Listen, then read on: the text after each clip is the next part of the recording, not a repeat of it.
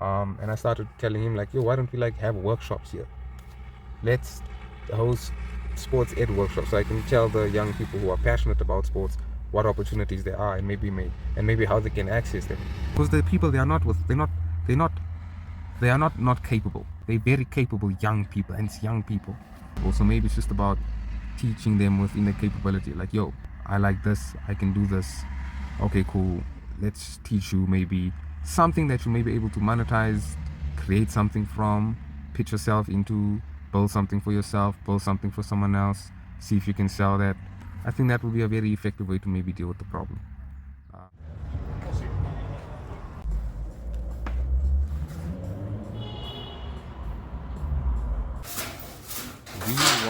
Don't stress, God is with you. A screenshot. Yeah. And then I was spotted it. Let's go.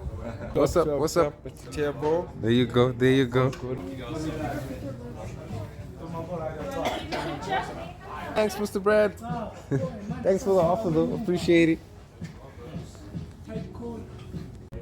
Good evening, everyone. My name is Coach Brad, and we just attended the sports education workshop with Tevin.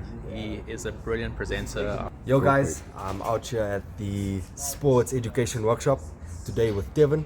Okay, fans. If you want to move closer or around, it's up to you. There's so much information on Content creating, right, Devin? With me, I haven't created content yet. I mean, guys were asking me, you want following? I'm like, I don't want people stalking. Well, that's perfect, right? So now People's work ethic, the way they, the way they train, you know, you hustle. yeah. And then So your regulations require. He's from the get-go, and 2 featherweights, a lightweight, and now it's gonna. is